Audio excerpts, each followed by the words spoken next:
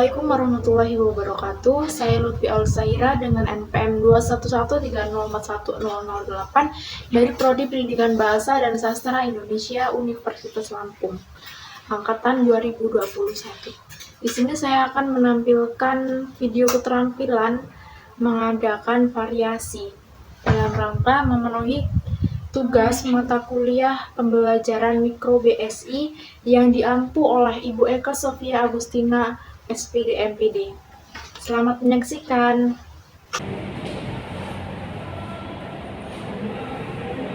Ibu awali, Assalamualaikum warahmatullahi wabarakatuh. Waalaikumsalam warahmatullahi wabarakatuh. Gimana kabarnya hari ini?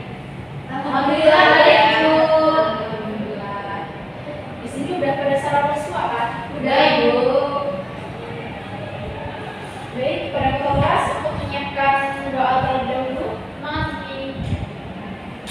Sebelum mulai pembelajaran, ada baiknya kita berdoa menurut agama dan kepercayaan masing-masing. Berdoa selesai. Semoga dengan doa kita bisa menyerap materi dengan baik ya. Siapa yang tidak masuk hari ini? Rina, Bu.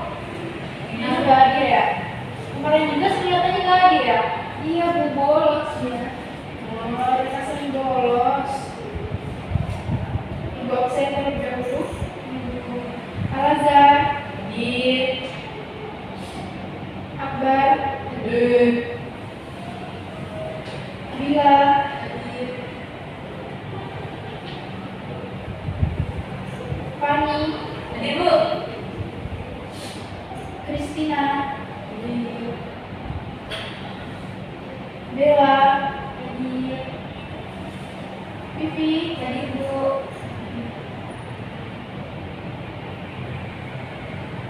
Sinai, Sinai ada juga? Juga belakang ya?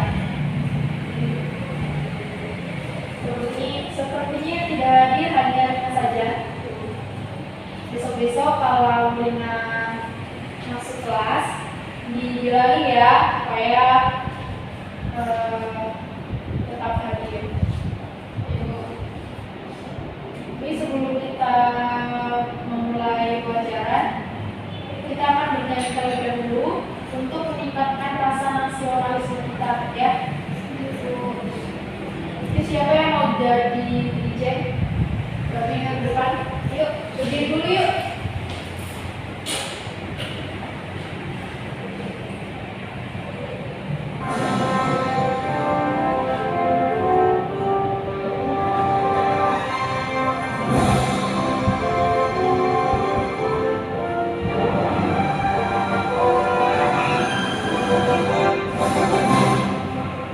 Pancasila, aku lawan dukungmu. Patriot proklamasi, sedia berkorban untukmu. Pancasila dasar negara, rakyat adil maupun sentosa. Pribadi bangsamu, ayo maju, maju, ayo maju, maju, ayo maju, maju.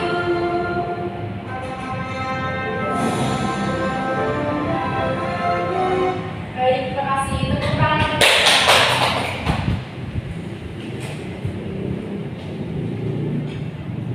Kita usahakan ya sebelum kita memulai pelajaran, kita menyanyi terlebih dahulu. Baik, Bu. Baik, anak-anak, pertemuan kemarin kita belajar mengenai apa? Ada yang masih ingat? Tentang tes prosedur, Bu. Prosedur yang lain ada? Tentang keterangan, Bu. Kalau teks irama itu minggu yang akan datang Dina ya. Sabar. Yang benar teks prosedur. Yang benar teks prosedur ya. Apa yang Vivi ketahui mengenai teks prosedur? Teks prosedur merupakan teks yang berisikan cara atau langkah-langkah dalam melakukan sesuatu. Yang lain, ada yang masih ingat? Silakan, jangan ribut ya. Rina, ada yang masih mengenai strukturnya ataupun ciri-cirinya, cara membuat apa? Oh iya, ini kan kemarin tidak masuk ya, jadi nggak tahu. Ya Bu, maaf Bu. Ya, Bu dari mana? Hari ini kita akan belajar mengenai teks puisi rakyat.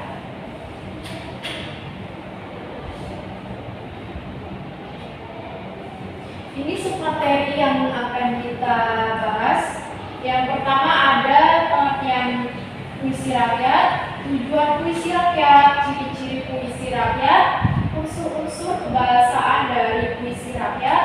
Kemudian selanjutnya ada jenis-jenis puisi rakyat dan contoh puisi rakyat.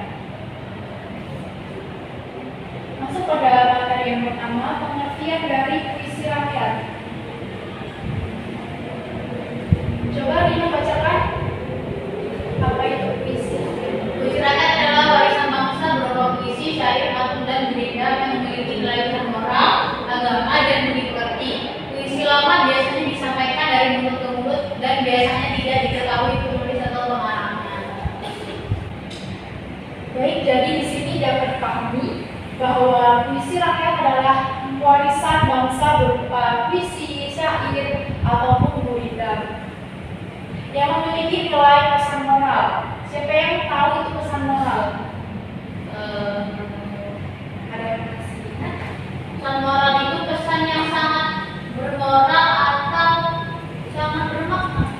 Iya, artinya pesan yang bermakna ya untuk semua orang. Kemudian yang memiliki nilai agama dan nilai budi pekerti. Puisi lama itu biasanya juga disampaikan melalui mulut ke mulut. Jadi dalam hal ini puisi rakyat ini tidak diketahui pengarangnya, hanya melalui mulut ke mulut.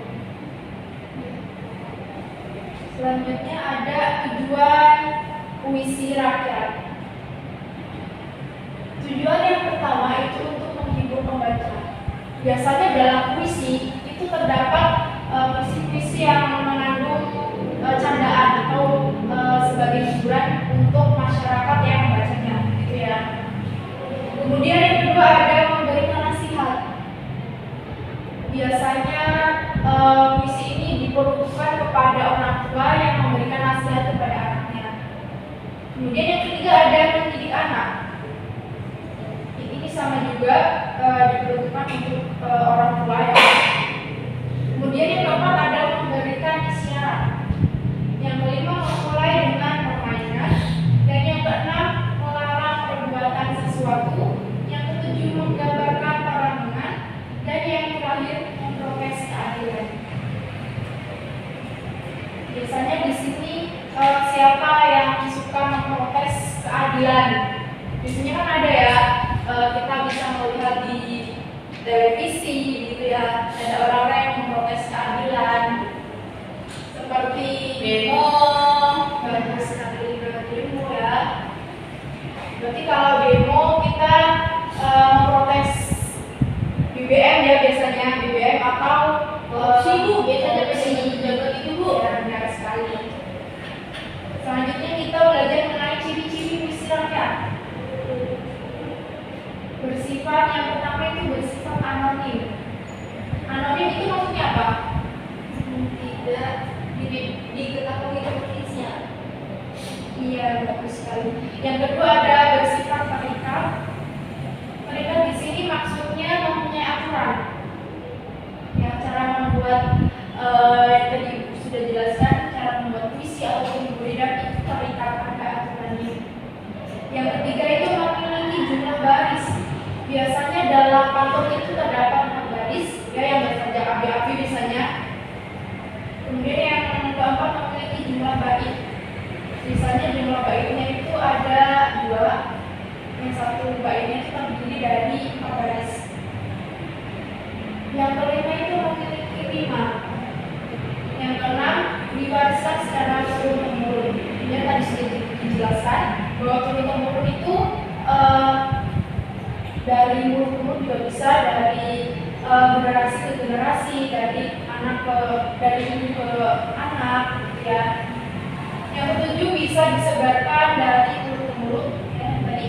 Kemudian yang kedelapan, disebarkan dalam bentuk yang tetap, tidak berubah-ubah. Nah, biasanya di sini dalam puisi. Puisi biasanya dalam zaman dahulu itu puisinya tidak berubah-ubah sampai zaman sekarang. Kemudian yang selanjutnya ada unsur-unsur kebahasaan dari puisi rakyat. Coba siapa yang mau menjelaskan? Yang pertama, saya coba Vivi. Satu, kalimat perintah adalah kalimat yang mengandung makna memerintah atau meminta seseorang untuk melakukan sesuatu. Contohnya, tutup pintu itu.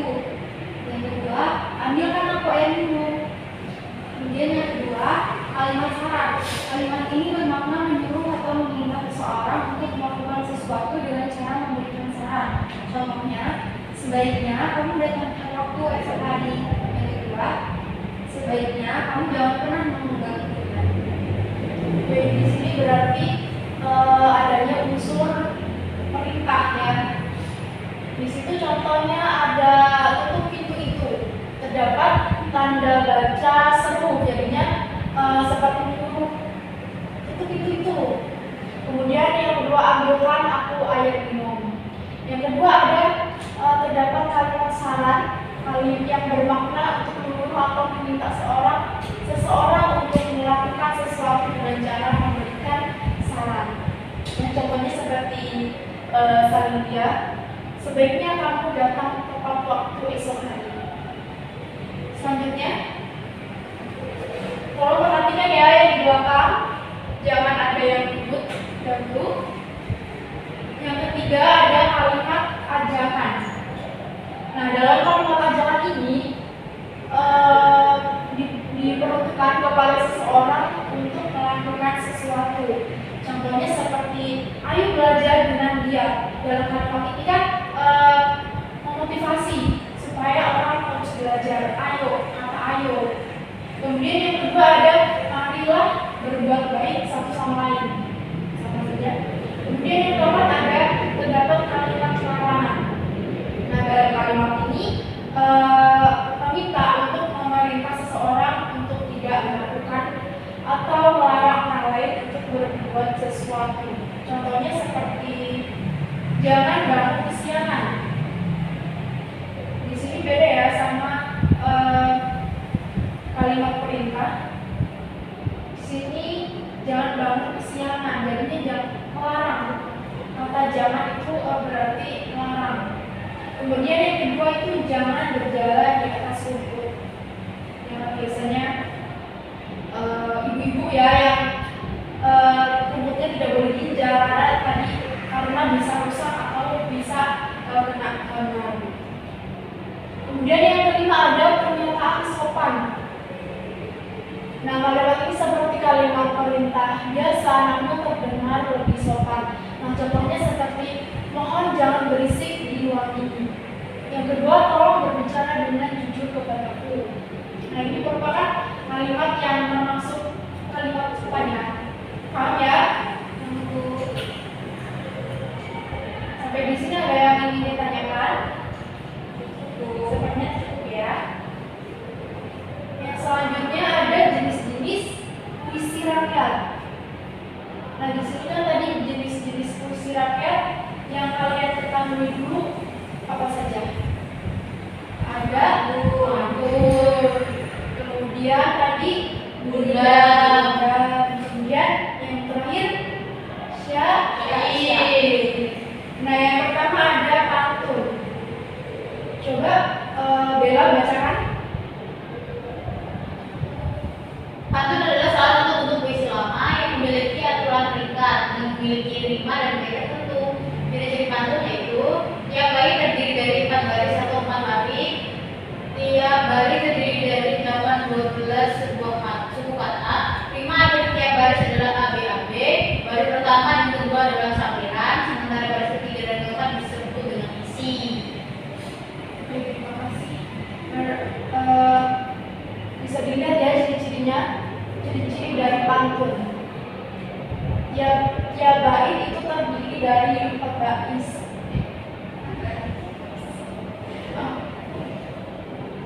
Jadi dapat diketahui ya bahwa pantun itu merupakan salah satu puisi lama. Nanti juga ada puisi baru juga ada. Jadi kita membahas tentang pantun dalam puisi lama yang memiliki aturan yang lebih terikat. Biasanya jika puisi yang modern itu tidak terikat, artinya tidak memiliki aturan-aturan dan memiliki rima dengan bait tertentu. Dan sudah dijelaskan tadi ciri-cirinya tadi adanya 4 baris dalam satu bait. Paham ya? Satu bait itu terdiri dari 4 baris. Satu bait itu terdiri dari 4 baris yang biasanya itu sajaknya ABAB. ABAB itu maksudnya misalnya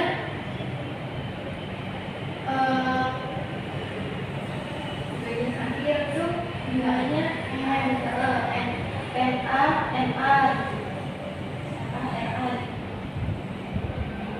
jadi maksudnya di sini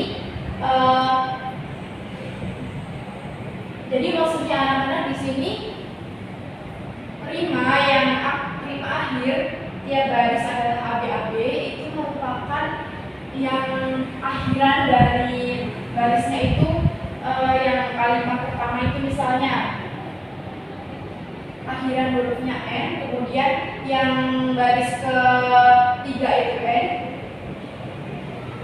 dan kemudian yang baris kedua juga harus sama juga, misalnya huruf akhirnya A, kemudian yang baris keempatnya juga A gitu.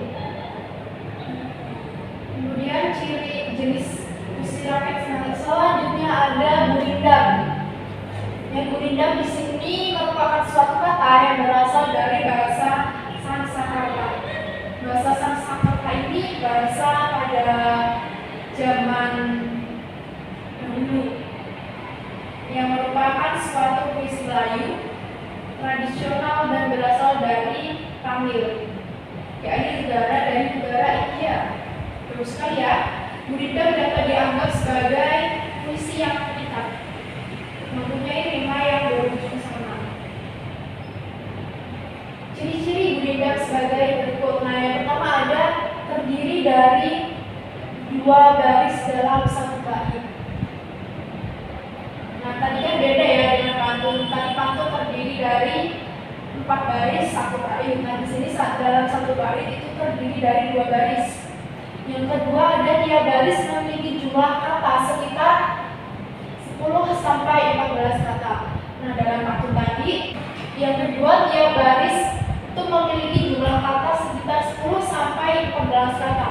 Nah, dalam pantun tadi tidak terikat ya dengan adanya jumlah kata. Nah, dalam gurindam ini harus terikat, artinya harus memiliki aturan yang jumlah katanya itu terdiri dari 10 sampai 14 kata.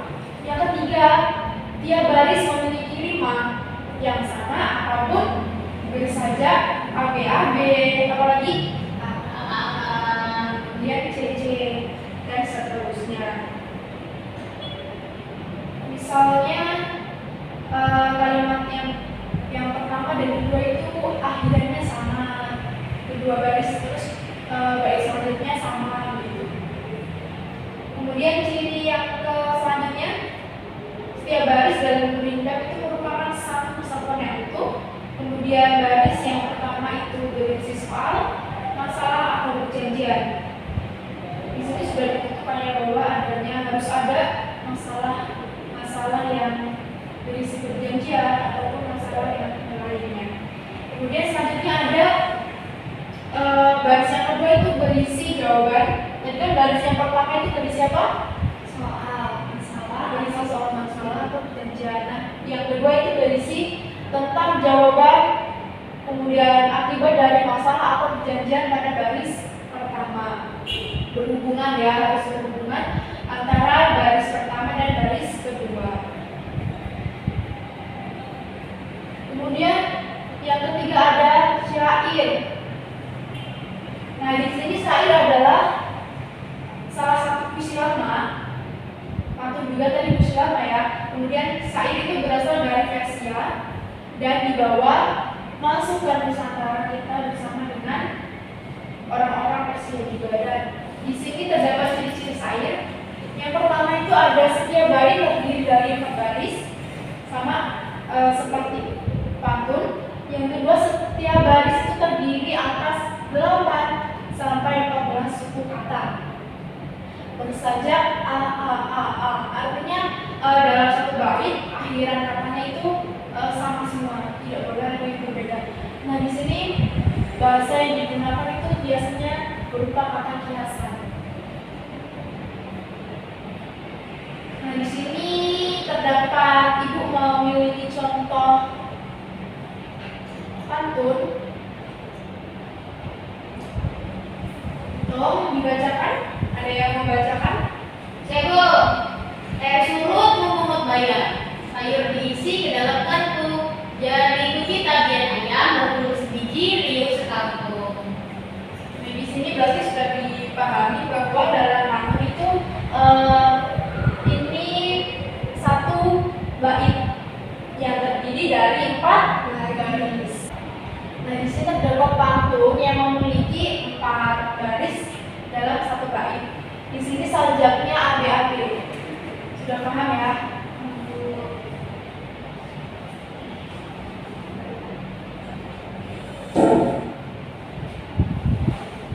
Jika sudah paham, Ibu memiliki latihan untuk kalian. Coba keluarkan kertas 1 lembar.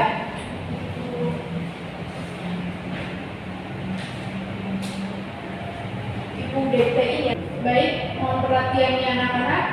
Ibu akan memberikan pada latihan. Coba keluarkan kertas 1 lembar. Sudah? Sudah. Baik, Ibu bacakan soalnya. Buatlah puisi rakyat. Buatlah puisi rakyat berdasarkan kategori yang tadi Ibu sudah jelaskan. Ada pantun, gurindam, dan syair. Ibu tunggu 5 menit. Coba Ibu mau mengetahui apakah kalian sudah paham atau belum mengenai puisi rakyat.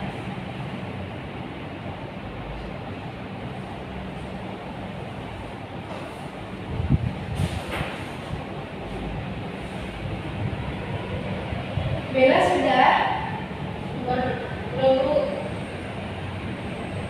Semua.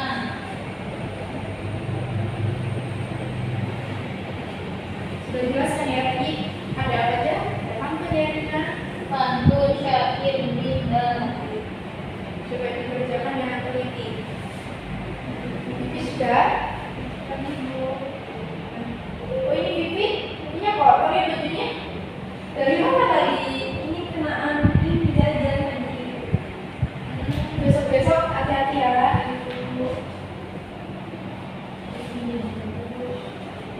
Bella sudah dan ngobrol. Yang belakang jangan ngobrol ya. Ibu tunggu pekerjaan kalian hari ini juga.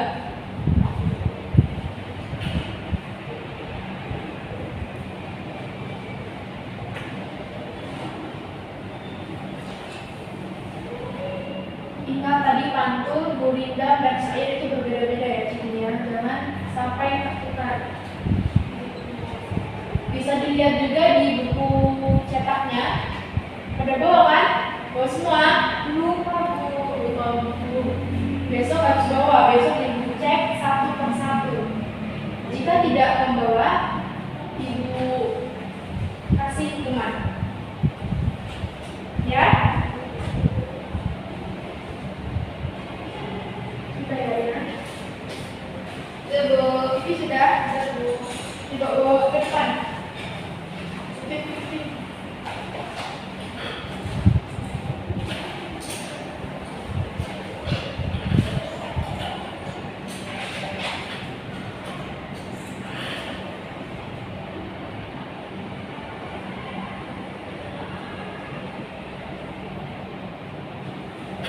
Sepertinya Bella kurang memahami tentang gurindam.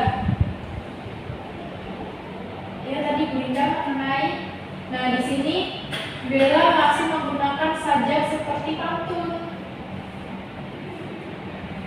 Selanjutnya, perhatikan ya jika ibu menjelaskan. TV sudah bagus.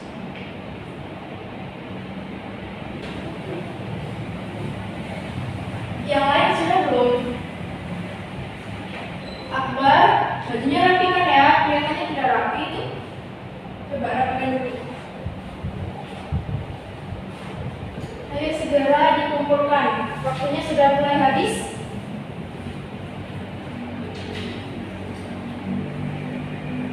Sudah ya. Ada yang ingin ditanyakan dari materi kita hari ini? Cukup?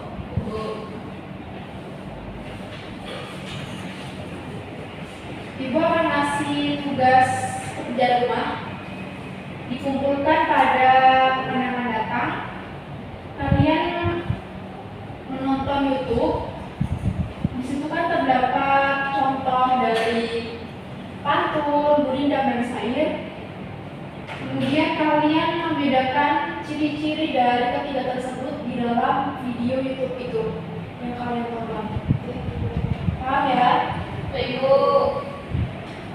Ditulis ya, ditulis di kertas HVS. Kalau tidak punya beli.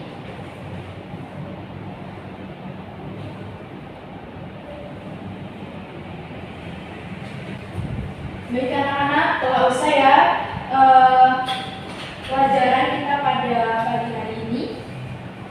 Siapa yang mau menyimpulkan tentang puisi rakyat? Saya anak Vivi. Jadi puisi rakyat adalah warisan bangsa berupa puisi, syair, pantun, dan gurindam yang memiliki nilai pesan moral, agama, dan budi pekerti, Bu.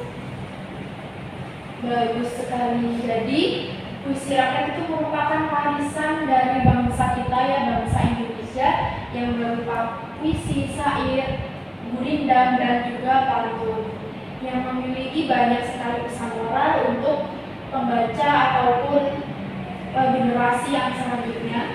Kemudian ada nilai agamanya, kemudian ada budi pekerti. Nah, puisi lama itu biasanya disampaikan dari mulut ke mulut. Biasanya itu tidak diketahui penulis aslinya. Baik, Ibu rasa pertemuan kali ini cukup. Ibu akhiri, wassalamualaikum warahmatullahi wabarakatuh. Waalaikumsalam warahmatullahi wabarakatuh.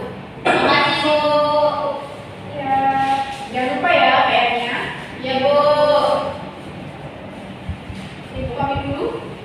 Ya, Bu. Hati-hati, Bu. Assalamualaikum warahmatullahi wabarakatuh. Saya Vivi Baiti Nurjanah dengan nomor NPM 2113041024 sebagai observer lisan dari Lutfi Aulia Sahira.